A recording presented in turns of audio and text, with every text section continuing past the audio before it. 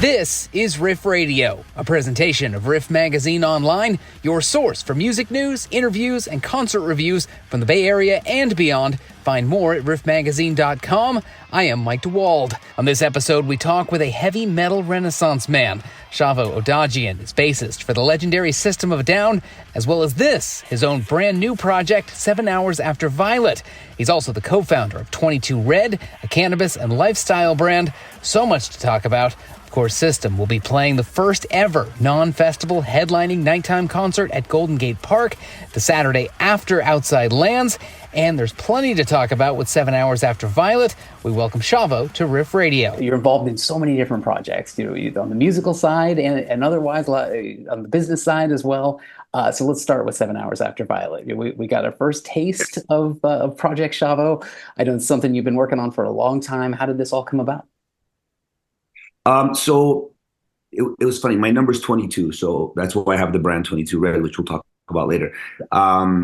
So on February 22nd, 2022, we threw a party, and the day of the party, I did a live a radio show on K-Rock here in Los Angeles. And at that evening, we were throwing a party for 22 Red, but I did that show before, and I invited the host to the party. He asked me if I could bring a friend. I said, sure. He brought his friend. It was Morgoth Beats, who ended up being the producer and now my rhythm guitar player in the band and co-songwriter in some of the songs and stuff. So he and I decided we can write music that day together. So we exchanged numbers, and we got together like a month later, wrote a song, and then we did another one a week later, and then it just became this thing where it was going to be like one song we were going to sell to another artist, because that's what he does. He writes a lot of music and he passes it on, but it became this like thing. And he mentioned, he's like, man, why don't you do a Shavo record, like something with all of the songs that you wrote instead of just one or two songs? These are coming out great. And at that point, I wasn't really thinking about doing my own record like that because I've done so many other projects. And another thing is I've never done heavy music outside of System. It's been heavy, but never like the same genre. I've always tried to stay against the grain, and I've done EDM, I've done hip hop, I've done rock metal stuff. But I haven't really just focused on that, which actually is my forte. I close my eyes and it just happens, which is how we did this. So I was at his studio. I have my own studio. I told him, I gave him the key. I said, come through. We're going to start working on this record. And a year and a half later, we have a full record plus another half a record for album 2. We have a full band. I just signed to, I started my own label and I signed it to Sumerian, which will be announced soon, who has worldwide distribution to Virgin, which is amazing for me. That's what I kind of wanted with the control. I've been doing this for 30 years, so I kind of knew how I wanted it, and I'm building it. And that's how it started. And that's where we're at right now. It's kind of started off as a passion project, became my thing, I was going to ask you about that. How you bring that songwriting mindset? Did you set out to sort of bring a different structure to the way you were songwriting and arranging songs, putting them how we together? Yeah, because usually I'll write at home and then I'll bring it to the band, or my other projects I've just written at home and then brought it to the rest of the guys. This one I would just have him play a beat that he made, or even just a 4/4 or even a loop or something. And then I just kind of, I just started strumming and the music just came out of me. So we just recorded everything I did. And whenever something was amazing, we knew it. I was like, okay, make that a thing. So we highlighted that moment. And then afterwards, I wrote a part that goes with that and then kind of arranged it, wrote it all in the studio. So artistically, it was really refreshing. There was no boundaries, no law, no rules. I just did it. It just came out so organically. Everything about it has been organic and not planned. And that's what the beauty of 7 Hours After Violet, even the name,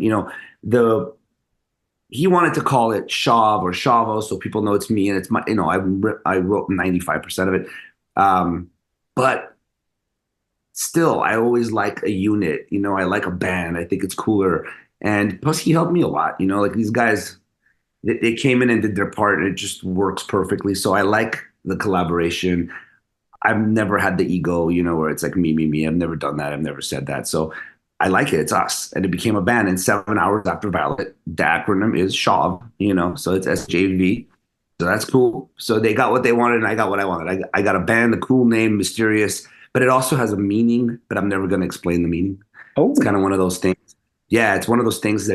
There's many meanings you can think of what Violet is, but it could be a female, it could be a thing, the color, an event. It could be anything, and it's kind of cool. So there is some deep meaning to it, and maybe one day we'll explain it. But at the moment, I like it where we are. and so the first taste fans will get will be Paradise, will be the song coming soon. So without revealing too much, can you give us a sort of a sense of your mindset on that particular song, sort of what's the musical direction you're heading in? That's one of the heaviest songs on the record. That I have a few really heavy ones, but I wanted to release something brutal first, because I don't know, I just kind of like the heaviness of it, and I think the world needs to hear really heavy music from me right now. They've heard a lot, so I kind of wanted to drop that first. I feel like after that we can move into the other stuff, because it does have all that. Yeah, it does have the melodic, it has the grooves, it has the heavy stuff. And my singer Taylor Barber, he comes from the world of like deathcore and like the growling, making that an instrument. His voice is an instrument, and he's a wonder. He's like the new wonder of the world that no one knows yet. That's there. He does have a following, and he comes from another band called Left to Suffer, which is a grindcore band, but he sings like a canary as well.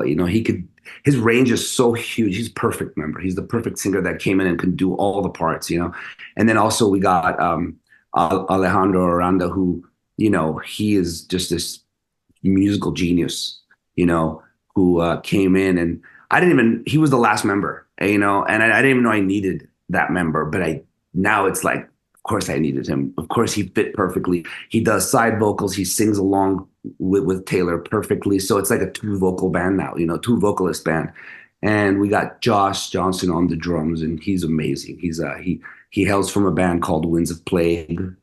Used to play with them. So he's talented as hell. So yeah, I'm honored and lucky to have these guys around me and for us to be able to do this music together. And I can't wait for them to hear it. Yeah. And fans will get a chance to hear that live just a little bit down the road with the reincarnation of the Mayhem Festival. I'm sure that has to be one on your calendar. That's marked. Oh yeah, that is. And we are going to do some shows around it. And then we do have some outside of the US stuff already planned. So yeah, this will be a touring band, and we are going to, because that's kind of the purpose why I put the band together the way I did. The original idea was to make the music and then have like a DJ Khaled kind of album of like, but rock or metal, where I have features, guest vocalists coming on. Each song has somebody else. But when the song started developing, I was like, this should be a tour, this should be like a touring road band as well. But you could never do that with guest vocals, So we needed someone to be the singer. So that's why we went ahead and searched for the singer, and that's how we got Taylor. So yeah, we got the Mayhem coming up. That's one's announced, but we are booking a little US thing around it, because you don't want to just do one show, but that would be the big one. We're on the main stage. I can't wait. And then we got some outside of the US ideas too. So yes, more coming. June 13th is when the first song Paradise drops. Excellent. Now I have to talk 22 Red, of course, another project you've been deeply involved in. Are you able to sort of tell the origin story on that and how that company came to be? Yeah, this happened around 6 years ago. Me and my best friend, we were actually playing poker, and which we still do every week, once a week. And he's a textile guy. He's like merchandise clothing, you know what I mean? He's real, but a very high end. So we decided to start something together. We're like close friends, and we never started something together. We both have a passion of hypebeast stuff. And like, when I say hypebeast stuff, not what's like trending, but like cool streetwear, all that stuff. So we decided to start a brand, like a lifestyle brand. And before you know it, a third partner came in, who's like this legendary grower in LA, California, and who I didn't know the extent of how well he grew until I visited one of his grows. And I was like, wow, bro, you can eat off the floor here. And, I never wanted to get into the cannabis business before, because I'm a connoisseur, and I used to smoke a lot. I don't smoke as much now, but I used to smoke a lot. And I just cared about the taste. I didn't really care about getting high. It was more about kind of like wine, you know, each flower has its own distinct flavor and taste and what it does to you. And so that I was very appreciative of that. And I didn't want to get into business because I didn't want to do the business. I wanted to be I wanted to enjoy it because, you know, when you mix business and pleasure, it doesn't always work out so well. And I thought they should do what they do and I'll do what I do. But once I got him on my side and I made a partner, we became a cannabis lifestyle brand.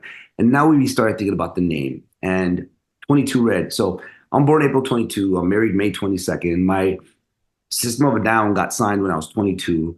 I thought of this when I was 44, which is 22. My two boys are 2 years and 22 days apart. I mean, you couldn't write that. You know what I'm saying? You couldn't come up with that. So 22 has been my lucky number. I've always worn it on stage since day one. So 22. And then red came from, I have synesthesia, which I relate different senses, you know?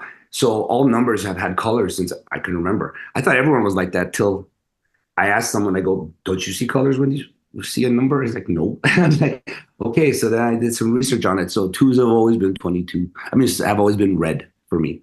So 22 Red, I thought it was a cool name. And it is me without saying me. Again, I'm not ego. I didn't want to, everyone kind of wanted it to be like Shavo's Select, Shavo's Choice brand. And I didn't want that. I said, let's create a brand, create something that's bigger than me. It can get bigger than me, you know, it can have its own life. And I didn't really want people to smoke or buy my stuff because they like my band. I want someone to appreciate the brand. And if they like what the brand has to offer, then come and enjoy whatever we have to give you, you know, or whatever we have to sell, but not just because you're a fan of mine. So I act as founder, chief marketing officer, president, and R&D. Important job there. So yes. I live up in Sonoma County, so I've seen some of the roller coaster of what the legal market has been here in California. What's been your experience here? Is it getting better? Is it getting easier for operators here in the state? No, it's not. There's always little hurdles, you know, you have to jump over, but that's anything really. But the market, I mean, I feel like the government hasn't aligned yet with the way they tax, the way they, you know, do things. The laws aren't set well yet. It's kind of still the Wild West, even though there's a legal side of it. The gray market's the only market that benefits pretty much, that makes me really. And we're not in that market. We're in the legal market. So to me, I'm building a brand, but we're doing pretty good. We started 6 years ago in 3 dispensaries. Now we're in 3 states and we're expanding. We have some interest from the East Coast. We have New England that we're going to go into next. I think Montana, even up north a little. So we are growing slowly. And I feel like that's the right way to do it. We could have signed and took a lot of money and given equity away and blown up real fast. But anyone that really blows up fast dies real fast, especially in this industry. We've been around 6 years. It's a lot to say, man, because nowadays, 6 years ago, I can count on one hand how many brands were around that are still around. You know, so many brands came and went. They tried to do the fast route, tried to do the route where they're by themselves and do it all alone. And, you know, its failure rate is really huge. Right. And so we're doing it. Yeah, we're staying at our rate. You know what I mean? We grow small. We have a small company. We're still with our first raise. We haven't raised any more capital. We're still on the first friends and family raise, and we don't plan on it. You know, our states pay off our bills, and, you know, thank God I have a job elsewhere, so I don't have to depend on it. It is a passion project. It's something that I'm building, and I'm building a brand. I'm not trying to sell weed, you know. And so you made the parallel to wine. I think it's an apt comparison. So, you know, if you were to give the tasting notes of the 22 Red strains, you know, what do you have favorite ones in particular? You know, what would you say defines it? We started off only having the strains that our grower had, you know, and that's how we have to start. You know, you can't start pheno hunting before you have a brand. But then in specific places in different states, I started pheno hunting with amazing growers, and we came up with some really good strains. I just like anything that is different. We have the legacy strains, of course. we started off with the mimosas, the OGs, and the gelatos and stuff. We have that, and we still have that, and we will always have that because that's what people like smoking. But I always like bringing new things out, like crossing weird strains that most people don't think about crossing.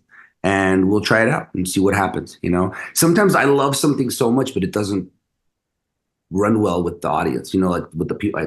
I call my consumers audiences because I'm just used to saying that. But the consumer is very particular nowadays. They want kind of what's trending. Everyone loves the candy stuff right now. So we have a good selection of the candy, which is like the lemon cherry gelatos and all that stuff. But I'm going back recently to the older OGs and those gassier strains. I think those are what's going to stand out soon again. And I personally love some hazes, but I know America's not a haze fan. They're not. Sativas. I like sativas because I work, bro. I wake up at 6:30 every morning. Yeah, I play in a rock band, but I still do that. I have kids. So if I'm going to smoke, I don't want to be couch locked. I mean, maybe at night before I go to bed, something like that. But I like the sativas because it also makes me creative. Our brand stands for that. We honor the creative minds. That's what we're based from, just, looking good to the creator, kind of. So that was my original thing with the sativas, where you don't stick to the couch and are not inspired. I like inspiring weed, something that makes me think and makes me want to draw or paint or write a song or write or something, So yeah, but they also have a good taste, And now we've seen a little bit of movement nationally. Do you feel like we're on the cusp of something big as far as national legalization, things like that, with the rescheduling? I mean, the rescheduling is good for us, but it's always like we're election year, so a lot of things are said and not done. So we'll see what happens. I don't want to speak before I should about that. There's been many movements and then halts, and then there's a standstill. So we'll see what happens after the election. Now, who's in power? Yeah, we'll see who's in power. That's true. Whose people are in power, not who, because it's never the person up there. Now, you of course are a noted soccer fan, big LAFC fan. Have you been able to get to as many games as you'd like this year with all the things going on? I missed. See, that's Dave and are saying that they're like, we haven't seen you here as much. I've gone to the last 3.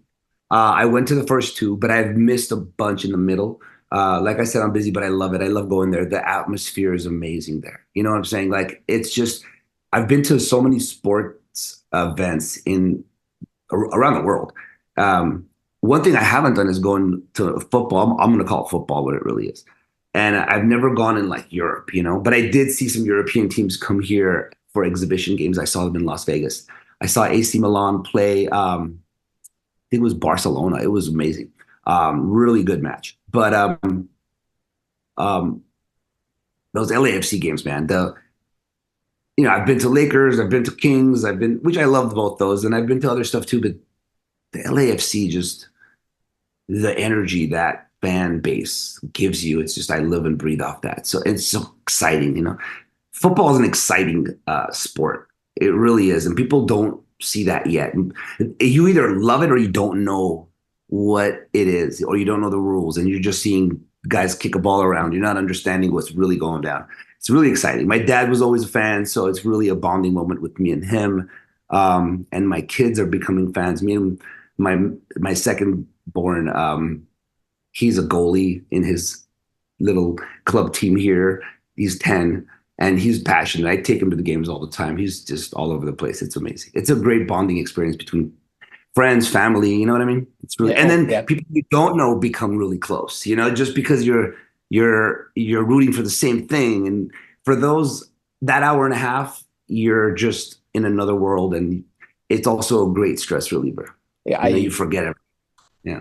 I got a chance to see Manchester United a few years back in the UK, and it's you don't understand it until you're there, of just what that is like. It's unbelievable. It is unbelievable. No, like being especially being in the arena of the team that, that the fans are there to see. It's just ridiculous. I'm telling you, the fans, there's nothing that comes close to football fans, football meaning soccer. There's nothing that comes close to that experience. And you only know, like you said, when you're there. Close out real quick on a quick system note, because you have a big gig coming up here in these parts at Golden Gate Park, a history making gig, no less. I believe, if I have my facts right, it's the first gig under the lights in Golden Gate Park, the first non-festival gig in Golden Gate Park in the park's history. How did this one come about? This is going to be an unbelievable day. Well, we started talking about this a while ago. We like doing, like, we're not a big touring band anymore where we'll do like 30 gig tour, we are all have our own things, families and stuff. We haven't released a record in a long time, but we love to play live and we still love each other and we're still that unit. I don't think we'll ever not be. We're never going to say, oh, we're not together anymore. You know what I mean? We're always going to be together no matter what. So we kind of like doing these little events, like doing a special show somewhere with some special cool bands. Like we do the Sick New Worlds. And now we have plans on doing more of these cool little experiences, one-offs, people fly in from different places to check it out. Not something things that leave lifelong memories. And so this was one of those. When they said it was available to us, we jumped on it. And it's the first band to headline at night without a festival being the main thing at Golden Gate Park. That's legendary. And we got the Deftones, we got Mars Volta, which we're really close with both those bands. So it's really great to bring Mars back. And then Deftones are just epic themselves. We love them. I've loved them since before there was a system. And it's great that we became friends. Now we're management mates. Our manager manages both bands. So it's wonderful. And then we got Vows. And we also have the greatest name ever for a band, the Viagra Boys. I think those guys are too cool. And I just can't wait to be there for that. See, for me, I love to play live. I think that's where the 7 hours thing started, because I want to go out more, but I can't push people to do that, because the more you push, the more they go away. So I like what we're doing because we're all in agreement. We all are happy doing what we're doing. So that's what it's about, man. Life is about being comfortable and happy. And if this is what makes us happy, this is what makes us happy. We're going to do it. So it's very, very exciting. And I can't wait to experience the people there, because I'm sure it's going to be magical, outdoors, in August in San Francisco. Weather's probably going to be perfect. And just looking forward to it, man. Do you have any musical memories tied to the Bay Area and all the years of touring around the world? Yeah, I do, actually. The Ozfest was really fun up there. I remember that from I think it was 99, maybe the 99 Ozfest. We did some crazy stuff. I was young and crazy, so I got along with the young and crazy band back then. I do, maybe not any to mention on the air right now, but they've always been cool. The one thing is sometimes when we were starting out, I'll tell you that much, when we were just starting out, SF has this different, attitude. It's like they don't know you, so they're not gonna be like, "Oh, we love you, come and play." They're like, "Show me what's up." They were more. They held themselves not like a southern state where they just go, or a southern city where everyone's just buck wild. They love you right away. You play a note and they're in there. We had to kind of prove ourselves to them, and I kind of appreciate that, because now they're down, now they're crazy. Now we come around and they're there, and they're loving it and they're jumping around and they're doing what they do. But at first it wasn't easy. It was easy. The West Coast wasn't that easy. I mean, we had already penetrated LA. So some of our fans were there. Like when we played with Slayer, that was crazy. We didn't get a good reaction. It wasn't the best reaction, but it built us. And that's what kind of made us who we are today. Because it was like boot camp. It was like heavy metal boot camp, And if you can open up for Slayer and SF, you can open up for anyone. So we had to do that. I mean, there was some, the beginning, there was no reaction even to the song. We'd put our 130% in, and then we played again. Boom, let's go. And we never gave up, and here we are. So there was good and bad experiences, but they were all, now looking back, they were all wonderful, and I wouldn't change a thing. They all help shape you. Now, but I'll close out and ask you about Sick New World. I got a chance to the first year of it. It's grown to just one of such a force for music festivals. We're one of the top in the country. Have you given any thought of the future of that? How you'd like to see it grow in the coming years? We'd love to see it grow, and we are planning on it growing to maybe go into different parts of the country, maybe even outside of the country. So we're talking now. We're seeing what we could do with it and which market can handle it next. You know what I mean? Because I do feel like it shouldn't just be Vegas every year. Maybe Vegas stays every year, but there should be maybe another one somewhere, at some other time. So because the rest of, it's tough to please everyone. Like our band hasn't gone to the East Coast for a while, so I really need to go there. That's something that I feel bad about. We keep playing the West Coast, and I get it. If I was on the East Coast and I was a fan, I'd be pissed at us. I wouldn't be happy with our band. I'd say, why? Why are you making me fly over there or not get to see you? I'd start hating us. So I get it. I've read comments. People are like, another West Coast gig, So maybe something on the East Coast, Who knows? There's a lot of talks going on, and there's nothing I could say that's set in stone. But the word is that we're talking and that there's plans happening. Yeah. Amazing. Well, I thank you for taking all the time. Of course. I appreciate you. Love talking to you, and appreciate the time, and can't wait to see you guys come out here in August, and all the new music coming. So much new music. So a lot to look forward to. It's a very exciting time for me. I mean, I'm older now, but I feel like I'm not only wiser, but I'm going to have another, new, what's the word I'm looking for? Like a new beginning, you know what I mean? Of some new fun stuff to do. So, always enjoy, man. That is Shavo Odadjian. Catch System of a Down in Golden Gate Park in August. Find new music from 7 hours after Violet and catch them on the road very, very soon.